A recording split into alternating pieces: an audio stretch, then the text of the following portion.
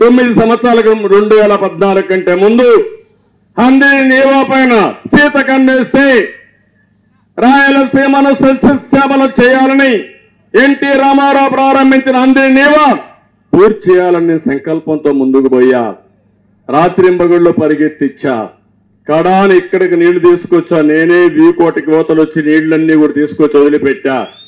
నేను అడుగుతున్నా, 87% పనులు పూర్తయినాయి. అంతలోనే ఎన్నికలు వచ్చాయి. 13% పనులు పూర్తి చేయలేని దద్దమ్మ ప్రభుత్వం ఈ వైఎస్ఆర్ కాంగ్రెస్ పార్టీ ప్రభుత్వం. ఎందుకు కుప్పం అంటే మీకు శీతకన్నం, ఎందుకు నిర్లక్ష్యం? నేను ఆ రోజు చెప్పాను, ప్రజలంతా ముఖ్యం.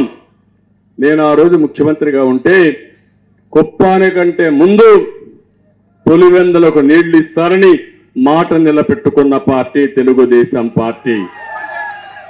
నేను కుప్పానికంటే ముందు పులివెందులకు నీళ్లు ఇస్తే ఈరోజు నీకు బాధ్యత లేదా అని అడుగుతున్నా ఈ ప్రభుత్వాన్ని. ఇక్కడున్న నాయకులకు సవాలు విసురుతున్నా.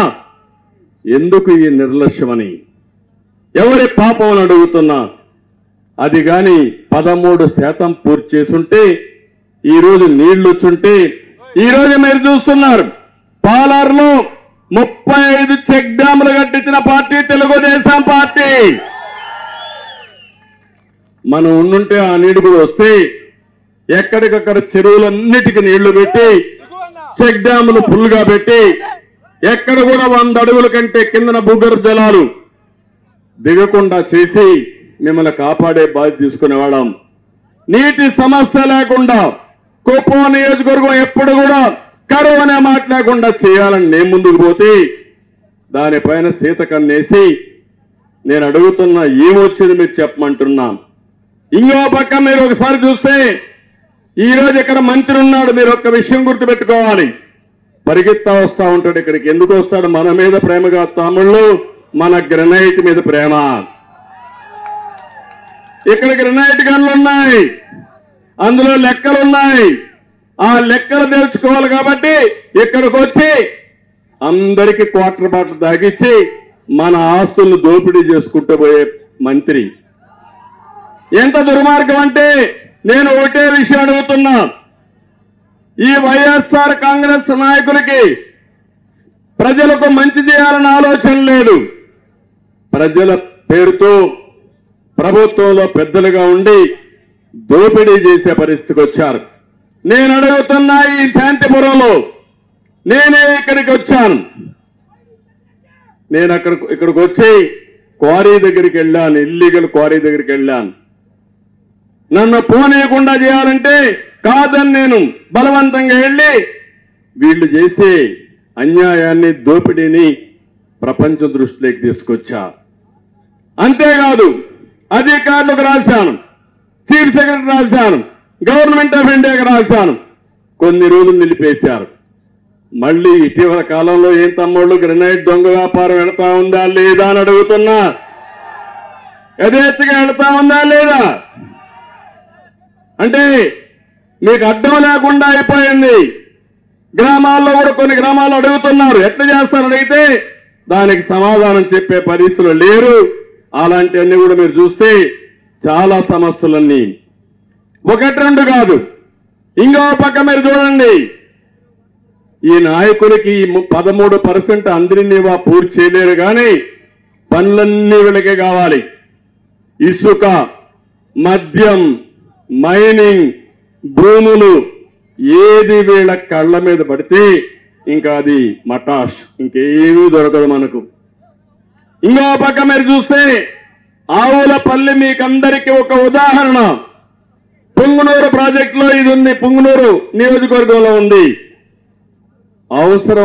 ఒకవేళ అవసరం ఉన్న ప్రాజెక్ట్ ని రైతులకి R&R ఇవ్వాలి, రైతుల భూములకి నష్టపరిహారం ఇవ్వాలి, చట్టపరంగా యాక్ట్ చేయాలి.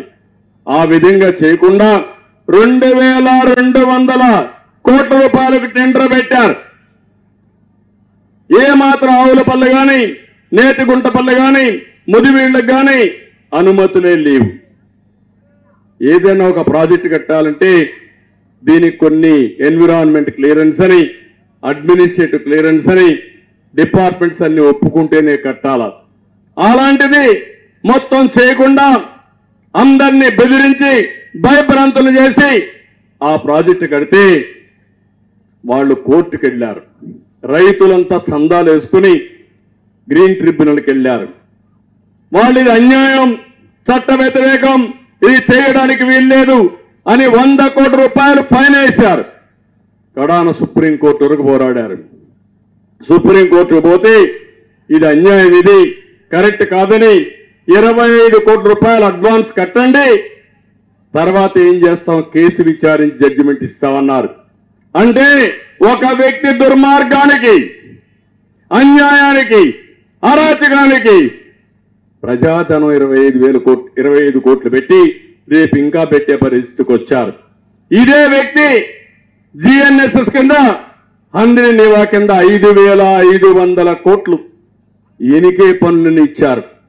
వీళ్ళు మామూలుగా తమ్ముళ్ళు దోపిడీ దొంగలు, వీళ్ళు గజ దొంగలు, వీళ్ళు రాష్ట్రాన్ని లూటీ చేయడానికే అధికారానికి వచ్చామని ఆలోచిస్తున్నారు తప్ప ప్రజల కోసం కాదని మీ అందరికీ విజ్ఞప్తి చేస్తున్నా. ఈ రెంటుల్లో చూస్తే దగ్గర దగ్గర 1,500 కోట్ల రూపాయలు పని చేయకుండా డబ్బులు తీసుకున్నారు. నేను ఒకటే హామీ ఇస్తున్నా, ఏ ఒక్కడిని వదిలిపెట్టాను. మిమ్మల్ని అందరినీ బుక్కిన డబ్బులంతా కక్కిచ్చే బాధ్యత నాదని మీ అందరికీ హామీ ఇస్తున్నా. ఇక్కడ మన నియోజకవర్గం ఉంది, మీరు ఒకసారి చూడండి ఎన్ని అన్యాయాలు. ఇక్కడే ఇప్పుడు రాళ్లబదుగూరు సాధు గ్రామం 35 ఎకరాలు డీకేటీ భూమి వైసీపీ నాయకులు కబ్జా చేశారు. అవునా కాదా అని అడుగుతున్నా మిమ్మల్ని. ఇవే కాకుండా 1-2 కాకుండా ఈరోజు ఇక్కడనే వైసీపీ మండల పార్టీ కన్వీనర్ బుల్లెట్ దండపాణి అంటే పెద్దగా పొడంగి నల్లగుట్ట దగ్గర 4 ఎకరాల ప్రభుత్వం కొట్టేశాడు. అబకల దొడ్డి దగ్గర ఈశ్వరుని దేవాలయం, తమ్ముళ్ళు దేవాలయాలకి దేవుడికే దిక్కు లేకుండా చేస్తున్నారు ఈ దుర్మార్గులు. అక్కడ కబ్జా చేశారు భూమి అంతా. ఇంకో పక్క ఎంపీ నిధులతో బస్ షెల్టర్ కడితే వీళ్ళ భూమికి జాగా కావాలని ఈ మండల కన్వీనర్లంతా ఆ బస్ షెల్టర్ కొట్టేసే పరిస్థితికి వచ్చారు. ఇంకో పక్క చెంగుబల్ల పంచాయతీలో పొలానికి దారి కోసం వీళ్ళందరినీ చూస్తే చెరువు కూడా షెడ్ నిర్మించి మొత్తం వీళ్ళు ఇష్ట ప్రకారం చేసే పరిస్థితికి వచ్చారు. 7వ మైలు పక్కనే 6.65 సెంట్ల భూమిని స్వాధీనపరుచుకుని షాపింగ్ కాంప్లెక్స్ కట్టేశారు. ఇంకో పక్కన మీరు చూస్తే ఏపీఐఏసి గోకుల్ దాస్ గార్మెంట్స్ కి ఇచ్చిన 4 ఎకరాల 60 సెంట్లు 17 మంది వైసీపీ నాయకులు కబ్జా చేసే పరిస్థితికి వచ్చారు. ఊర్లో ఉన్నంత వ్యతిరేకించి కలెక్టర్ దగ్గరిపోయే పరిస్థితికి వచ్చారు. సోనిశెట్టి గారి పనిలో వైసీపీ నాయకులు అక్రమైనింగ్ చేసి ప్రజలే తిరుగుబాటు చేసి అడ్డుకునే పరిస్థితికి వచ్చారు. అంటే మీరు ఒక్క విషయం గుర్తుపెట్టుకోవాలి, నా జీవితంలో ఎప్పుడు నేను ఊహించలేదు మన నియోజకవర్గం ఒక ప్రశాంతమైన నియోజకవర్గం అవునా కాదా అని మిమ్మల్ని అడుగుతున్నా. ఒకప్పుడు నేను ఒక మాట చెప్పేవాడిని, ఏ నియోజకవర్గంలో అయితే పోలీస్ స్టేషన్